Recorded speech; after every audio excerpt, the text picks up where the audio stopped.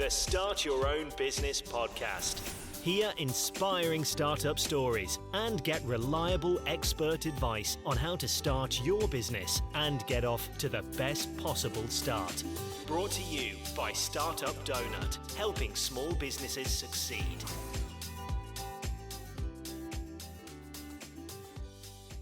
Hi there, thanks for joining us. You're listening to the Start Your Own Business podcast. My name's Fiona and I'm your host. The Start Your Own Business podcast is here to help you start and grow your business. And in this episode, I'll be talking to small business marketing specialist Tracy Heatley to get her advice on how to get more sales from cold calling. Tracy will also share her top tips on making the right impression, how to negotiate your way past a gatekeeper, how to conquer your nerves, and how to handle the inevitable brush-offs. This series of the Start Your Own Business podcast is brought to you by Startup Donut in association with investment platform Lightyear. Before we meet Tracy, let's find out more about Lightyear. Life as a business owner can be unpredictable. You need a cash flow cushion for any bumps in the road. But this doesn't mean you need to leave your cash languishing in low-interest accounts. Instead, you can earn a daily variable rate of 4.6% AER with Lightyear's business accounts. Lightyear make this possible by giving small businesses like yours a solution traditionally reserved for the big corporates. Money market funds, managed by the world's largest asset manager, BlackRock. These are low-risk investments, usually only accessible with a minimum deposit of £5 million. With Lightyear, you can access them with no minimum deposit criteria. There are no fees to open, bank transfer into, withdraw from, or maintain your business account, and your money is always easily accessible. You work hard for your income as a business owner. Lightyear lets your income work hard for you. So rather than spending weeks trying to open an account with low rates and high fees, open a Lightyear business account in one day and start putting your money to work. Whether you choose to manage your company's cash on Lightyear's Slick app or the web platform, the interest you earn could mean you can hire a new employee or take that holiday you know you deserve. Visit lightyear.com/donut. That's donut, DONUT, to find out more and set up your account in just a few taps. And remember, when you invest, your capital is at risk. It's now time to meet our guest today. It's Tracy Heatley. Hi Tracy, thanks for joining us. Hi, thanks for inviting me on. So today's topic, we're talking about cold calling. There's no getting away from it. Cold calling is one of those things that puts dread into some people. But it can be a really useful tool for small businesses, can't it? It can be a really useful tool. And I think it's a mindset thing why people have a problem with it. But I speak to my clients about this sometimes because it's not right for every business, but it is right for some. But I think if you think of it as more of a marketing tool rather than sales, it can take the pressure off a little bit. I know historically it's associated with sales, but my career started in cold calling, so I love it. So you're a pro at it then? Yeah, but then there's different types of cold calling, isn't there? Because if I receive a call from somebody and they're clearly in a call centre and there's a really, what I'm going to describe as a cheesy start to the call, your guard's up straight away, isn't it? Where you think, oh, this is a sales call. But I think if you take different approaches to it, sometimes it can work out better. But, and also depending on how many calls you're doing in a day. Yeah, exactly. You said there that there are some businesses that cold calling's not right for. I wondered if you could perhaps expand on that for us and give us some examples. Yeah, I think it depends on who your target market is, doesn't it? And also the size of businesses. I mean, if you've got a large call centre type business and maybe you've got cold callers working on a shift pattern, they might be able to ring at different times of the day. If your target market is professional people and it's a consumer-based product, then you're going to need to speak to them in an evening, aren't you, really, rather than in the day. If it's retirees, then maybe you'll be able to contact them in the day. So it depends on the human resources, the time resources that somebody's got, as well as other implications in terms of managing who's doing it. It depends on whether you've got a massive team or not, doesn't it? So from the point of view of a small business, you're there on your own and you're calling perhaps other small businesses in your area. What sort of advice have you got for those businesses? I think open up with that. Introduce yourself. Just be authentic, be genuine, be straight up about the reason for the call. I mean, if somebody starts a call and they begin, this is not a sales call, but people are going to be more inclined to ignore everything before the but. So I think just be honest. So, I mean, I have two businesses. I have a marketing business, so it's mentoring, training, consultancy, but I also have a networking company where I run networking groups. And I've been running that for many, many years. And when I first started running networking groups, I started to grow them during the credit crunch, 2008, 2009. There was no such thing as social media. And so whilst it's a networking business and it's relying on face-to-face communication and relationships, I grew that business by picking up the phone and speaking to people. But I would just be straight with people. You know, this is who I am. This is what I do. The reason I'm calling is to have a chat with you. Is it convenient to talk is always a good kind of question. Yeah. Now, some people avoid asking that for fear of somebody saying, actually, no, it's not. But it might genuinely not be a convenient time. And actually, if you can say, well, when's the best time? And arrange and firm that up and say, I will call you then. As far as that person's concerned, when you ring, they're going to remember you. If they're going to ignore your call, then they're not interested, so crack on and move on. However, they might appreciate the courtesy of that. And in your mind then, for a mindset shift, it's an arranged call. You've said you're going to call at that time, and I think then it's important that you do it and you phone at that time. Yeah. So what objectives typically would you expect someone to have when they're going in and making cold calls? In terms of their objective, again, I suppose it depends on the business and what it's for, isn't it? So for mine, in that nature, that was to invite people to come on for a visit, but they need to pay for that visit. And that was the other thing then. They couldn't then go online and pay for that. So if you're talking about a money transaction thing, the objective has got to be to build the trust, hasn't it?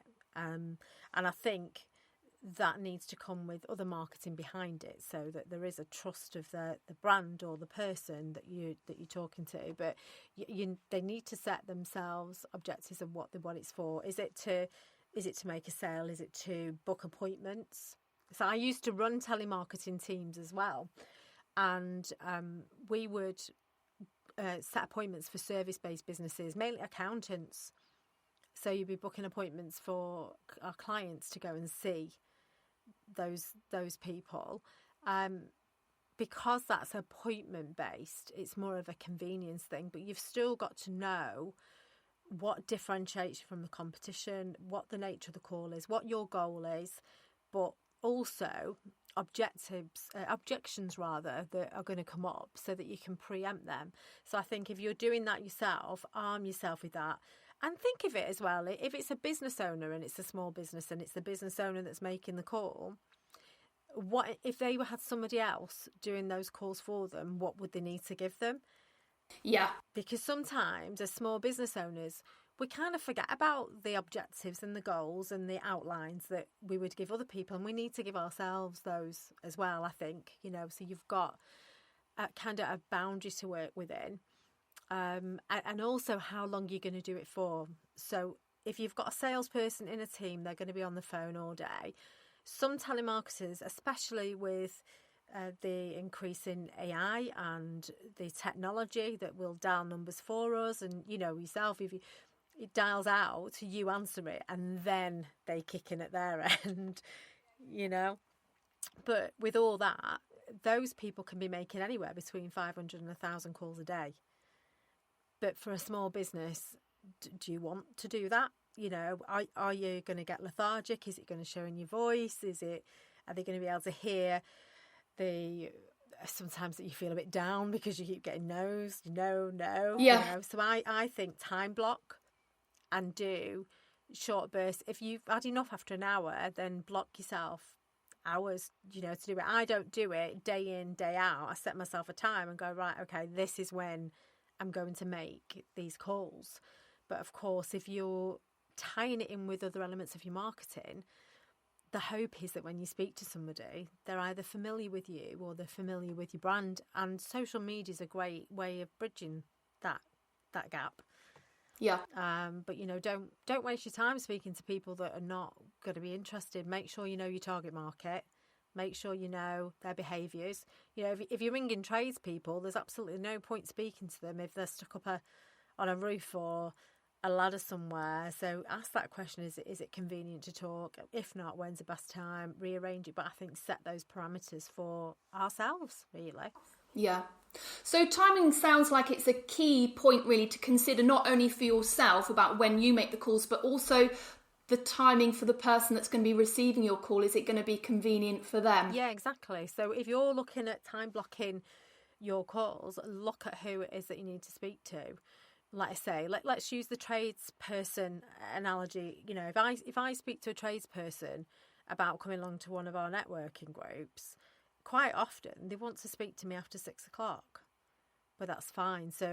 But you need to make sure that you're available. Somebody else is available to make that call then. So it's having that flexibility. But if your time spot, I get between two and 3, and you're speaking to other small businesses, you've got to pay other things into consideration. Like some small businesses are setting up as a lifestyle business. They want to work around the family. If they want to go and pick their kids up from school, ringing at that time's not going to be any good for them. So it just depends, which sounds a bit of a cop-out. It always depends, doesn't it, on who your target market is, really, and your tolerance for it. Because I think if you get bored or disheartened, you're going to hear it in your voice. Yeah, and that's, I suppose, the sort of key sort of challenge for people is that actually we all know that there are times when you'll pick up the phone and you get an immediate knockback. If people can, sort of have resistance to receiving unexpected phone calls. So that kind of can impact on your kind of presentation when you've had no several times on the trot. Yeah, but do you know what?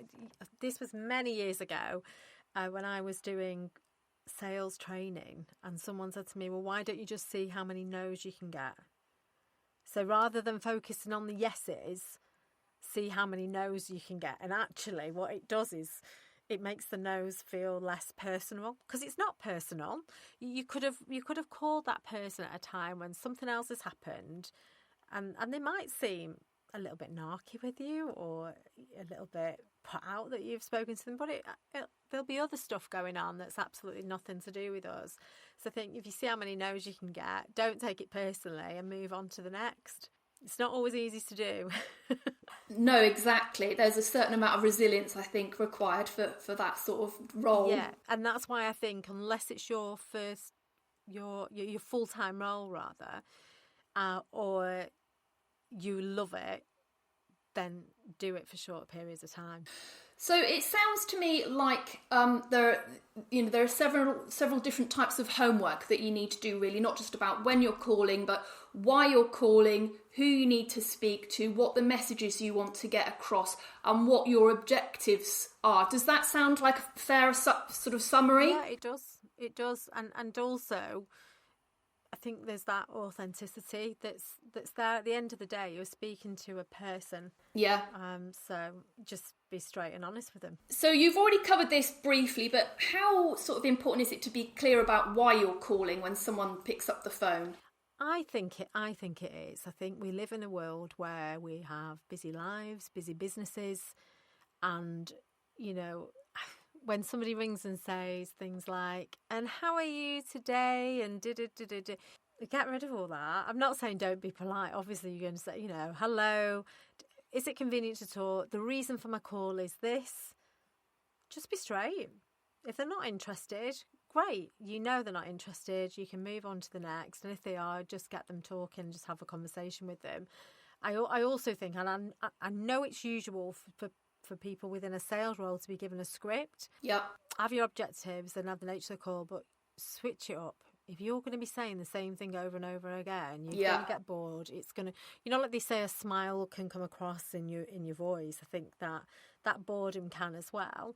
And like many things, like, we do A/B testing with things online, with digital marketing, do the same with the calls and what you're saying and things like that. So I think have that guide, but be yourself as well. Yeah, and I suppose that's a good way as well to sort of try out what works and what doesn't work. Exactly. The A/B testing, the good point that actually is your messaging might not be quite right.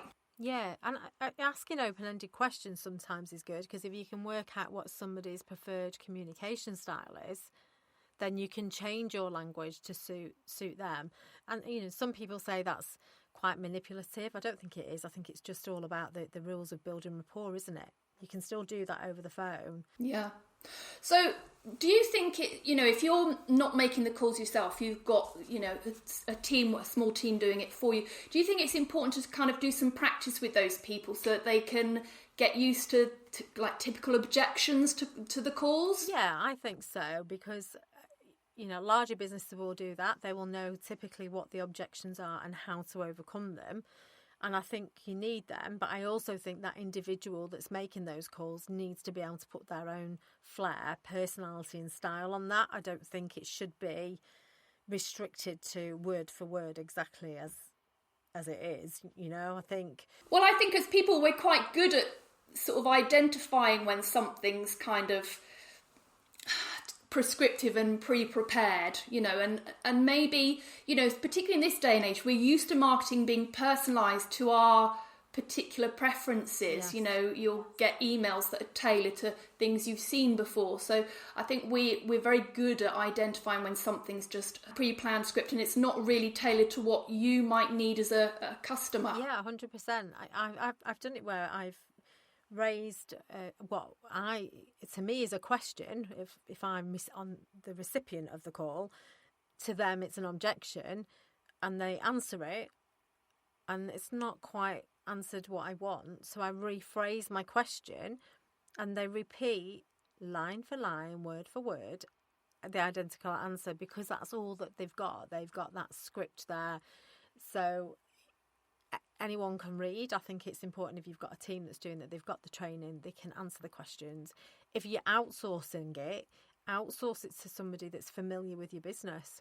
Like, for example, we used to work with clients and then we would go out, so we would know parking, we would know exactly where they were based, as if we were that business. We will be able to answer those questions. So if you're outsourcing it to somebody, they need to be trained like you would. They need to be inducted like you would an employee. But yeah, there needs to be product training, whether it's product, service, whatever it is. They need the product training, people training, communications training. It's not just pick up the phone, dial, speak.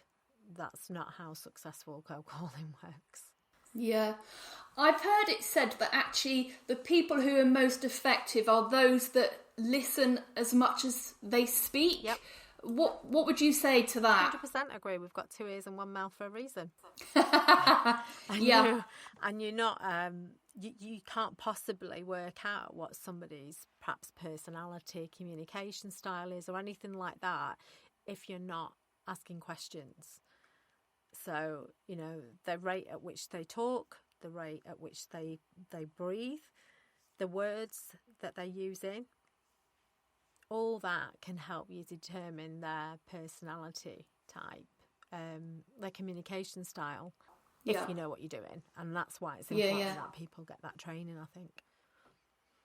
And I suppose as well, it's about listening for those signals from the person you're talking to, that, the things that press their button that they might be interested in that you hadn't anticipated, or where their issue is, where their need is, and where you might be able to help them as a business. Yeah, that's a really good point, actually, because it's amazing how many missed opportunities there are where the buying signals are there and yet somebody will continue to be trying to sell, and you'd be like, I've just said, yes, I'll buy it, and they carry on with their script.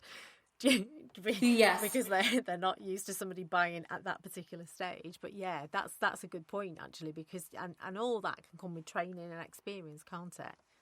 Yeah. Pinpointing those buying signals. Yeah, absolutely. So what about those calls where the response is negative from the off? What tips would you give in that situation? I think try and overcome them if you can, but sometimes, you know what, you just got to cut your losses and walk away, because some calls are not worth spending the time on, and some are. So again, it could be to do with external things. So I think ask the question, one, about the convenience. One, I'm sensing from you that perhaps this product or service might not be quite right for you. Am I right about that? Or, asking questions that are open-ended so that you're getting the response and getting them talking. So even if it's not right for them, you can still end a call nicely. But I suppose every salesperson has had a phone put down on them at some point. But I think if you do it right, and if it's really not right, for me, I would politely end the call and move on. Yeah, exactly. Yeah, easier said than done, I suppose. When as an inexperienced person, like you say, when you've got a bit of Teflon on and you've done it a few times and you've had those knockbacks, it's that not taking it personally becomes easier. Yeah, and then you'll end up avoiding it.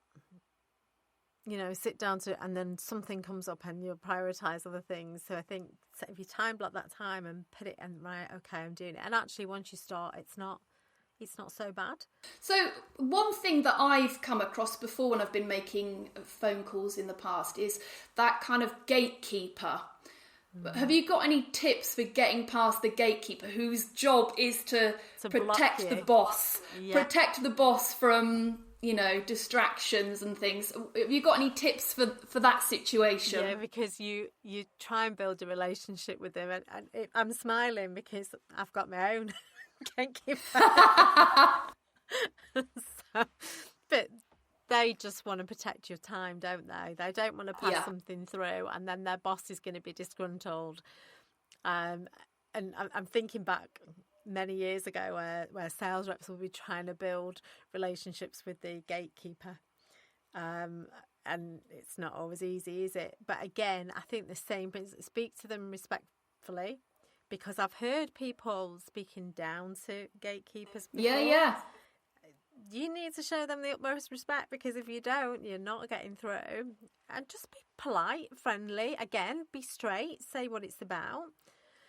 My pet hate, actually, is when you ring somebody and you ask to speak to somebody and they say, do they know what it's regarding? I mean, it's a ludicrous question to ask, because of course they don't, because they haven't spoken to them yet. So I wouldn't want any of my team to be saying, will she know what it's regarding? Because it's really uncomfortable. Now, they're so used to sometimes blocking out sales calls that actually they can be offensive to somebody when it's just a business call. So I tend to say, well, no, because I haven't spoken to them about it yet. But their guard is up because they get so many calls. So I think just be friendly, be open, be honest again, and just be straight with them. Yeah. And you do need to be able to get past them, but you're not going to do it if you're not nice. So even if they say something that gets your back up, and you're struggling, just I think no BS, keep it honest, keep it authentic, and just be straight. And I found it sometimes helpful to ask for the gatekeeper's help. 100%, yes. Is to say, this is what I'm trying to do. I don't know if it's the right person. Can you point me in the right direction? Yeah, and because actually they can save you some time. They can save you wasting time trying to speak to the wrong person. They may be able to say, actually, you need to speak to Duncan because he's the person that deals with X or Y. So actually, if you can build a rapport with the person who's answered the phone, you can move forward more quickly. Because I do that. I wonder whether you can help me. I'm not sure if you're the person I need to speak to. This is what I do. This is the reason for my call. I'm wondering if you'd like to come along, or I wonder if you'd like to arrange an appointment with me. Give them the details. Leave it with them. If they've got to go away and speak to the person you need to be in contact with, and they come back and say no, then it's a no for now. You can always bridge the gap with things like LinkedIn and connecting with people on that way. Things, we've got social media now as well, haven't we, where we can build the gap. So forget about the larger sort of call centre type scenario. If it's a small business, you can connect with somebody on LinkedIn. You can maybe start commenting. I'm not suggesting that you be a stalker, but you can start to build that little bit of familiarity so that actually when you call, they know who you are because they've seen you on social media. So that can sort of bridge the gap there with that trust. And also, there's no reason why you can't do that with the gatekeepers as well. Yeah. Yeah. You know? So another question I wanted to ask you is, you get through, you have a conversation. How important is your follow-up once you've spoken to the person you wanted to reach? I think if you say you're going to do something, you do it. If you say you're going to do something at a certain time, you do it at that certain time, because it can be that any trust that is there can be just diminished really, really quickly. So if you don't do what you say you're going to do, then they're not going to speak to you again, are they? Yeah, so it's about delivering on your promise. Yeah. And I often think of those kind of scenarios where you've been to perhaps a networking event or you've been to a conference and you've had a conversation, you exchange contact details and say, yeah, I'll follow that up. And then weeks go past and then it's gone cold. You've lost that opportunity. So, you know, if you promise to send some further information or to pop some samples in the post or even to nip in, you know, if you manage to get an appointment, make sure that you follow up on that. Yeah, and quite often now you'll get, can you send it to me in an email? Can you send it to me in an email? And then make sure that you clarify their personal email address rather than, and if they're saying send it to info@, are they interested, you know? But do it anyway. Do it. I would always follow that and say, well, I'll send you this email and then what I'll do is I'll give you a call to chat about it. When's the best time for me to call you? And then they're giving you a date, they're giving you a time. It's firming it up in their mind that you are going to call them back. If you say, I'll give you a call, right, okay. It doesn't firm it up, does it? But if you say, right, okay, I'll ring you at such and such a time and then send the email and do the follow-up. So have you got any advice for when it's clearly not working? You know, when you're making the calls and it's just no. Where are the things that it's typically going wrong? Yeah, and this is it, isn't it? It's like with any form of marketing, you've got to monitor it and monitor the success. And also, is it that it's not working? Is it that telemarketing and cold calling is not right for your business? Or is it just not right for you as an individual? Is it something that you need to outsource? Or is it something that you need to bring somebody in-house to do because it's not working for you? And that's the thing, isn't it? I think it's trying different approaches. It might be trying different times of day. It might be that they're targeting the wrong customers entirely. It's amazing how many businesses are not familiar with the target market in a way that they should be. A lot of the time I spend when I'm working with clients on mentoring or developing the marketing strategy, we're looking at that. And that's not a criticism of businesses. Most business owners set up because they're good at what they do or they've got a product that they're passionate about.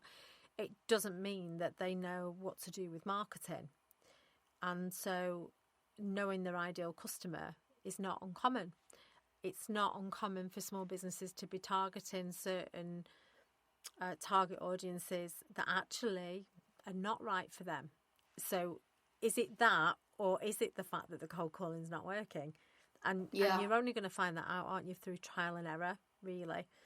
Trying different approaches. But like with anything else, if it is that you know your target market, you know what time you should be contacting them, you know what differentiates you from your competition, you've got all that going on and it's still not working, well, it might be that actually cold calling is just not right for you and your business, and then you need to look at different forms of marketing, but you've just got to evaluate as you go. I think it's difficult to pinpoint one or two specific reasons when it could be a combination of different things, doesn't it? So I suppose it's about being adaptable and having that flexibility to change your approach. And then if it's not working, then stop doing it. Yeah. Don't just leave the hole in the bucket unplugged. No. Pour in more water and then it going nowhere. Yeah, but at the same time, don't just write it off too soon. Make those adaptations first, I think, and then stop if it's not working. Well, that's true, I think, for any type of marketing, isn't it? You tweak and adapt as you go along to refine it. So yeah. So In your experience, what are the classic cold calling mistakes that you see? Oh, that's a good question. I'd say lack of preparation. Yeah. Just picking the phone up and just getting on with it. I think also our own mood and mindset. So again, there's things that you can do, like you see people stood up when they're talking. I quite often do that because if you stand up or you sit up, sometimes our posture can make a massive difference to how we feel, and how we feel is going to come across in our voice, and ultimately it's going to reflect our brand. So I think sometimes either just sitting up straight. We talk about head up, shoulders back, don't we? I'm doing it now. We're on a podcast and the listeners can't see, but I'm doing it now. So head up, shoulders back. But you feel more confident. And you know what? Smile before you pick the phone up, because you can hear a smile, as bizarre as that sounds. Yeah. So we've talked about mistakes there. What would you give as your top 3 tips for a small business that's approaching cold calling for the first time? Get your prep done, know your market, know your customer, know what differentiates you from your competition, put the time in your diary to do it, and importantly, do it. It's one of those things, I think, where, let's say if you put time in your diary to say cold calling, and somebody said, can we meet at 10 o'clock that day? Yeah, I've not got anything in my diary, because you're not meeting somebody else. Have it in your diary like it's a meeting and leave it there. Schedule the time and do it. And don't be fearful to do it. At the end of the day, you're speaking to other people, and we're all just human, aren't we? I think that's the really important point there that stands out to me, is about doing it, because for some businesses, cold calling will be the thing that keeps their sales funnel topped up. Yeah. You'll be generating leads for, if you've got salespeople that go out, you might be generating meetings or appointments. So absolutely do that, because without sales your cash flow is gone. No, exactly. And I know with my Better Networking Hubs business, everything we do now, it's 3 months before we see the benefit of that on average. Sometimes things are quicker, but we're inviting people to come along for a visit. Then you've got all the follow-up and everything else. So sometimes we work on the basis that everything we do now is the fruits of that will come in 3 months' time. And it's important that businesses sort of look at their sort of sales cycle, marketing and sales, put them together, and what is that? Because unless you're selling a product over the phone, which is not many people are going to do that now, aren't they? Then how long is it going to take to get those rewards? And I think it's important to know that, because if you might become disheartened by it. Whereas if you know that actually I'm putting all this effort in now, and in 2 or 3 months' time, I'm going to reap the rewards of this, and you know that it's going to be 2 or 3 months' time, then you need to monitor it for 3 months to see if it's working. It's not going to be instant. It's not a quick fix, is it? It's something that needs to be sustainable. That's fantastic. Before I let you go, Can you tell our listeners where they can connect with you, where they can find you online? They can find me online everywhere. Tracy Heatley UK. I'm on LinkedIn. Tracy Heatley, you'll find me. My businesses are Better Networking Hubs and Better Marketing with Tracy Heatley. Put those in. Google me. I'm really easy to find. That's fantastic. What we'll do is we'll make sure we share links to you as well in the summary notes that will go with this. But thank you very much for your time today. It's been a great chat. I've really enjoyed it. Thank you so much. Thank you. Thanks so much. Cheers. Take care.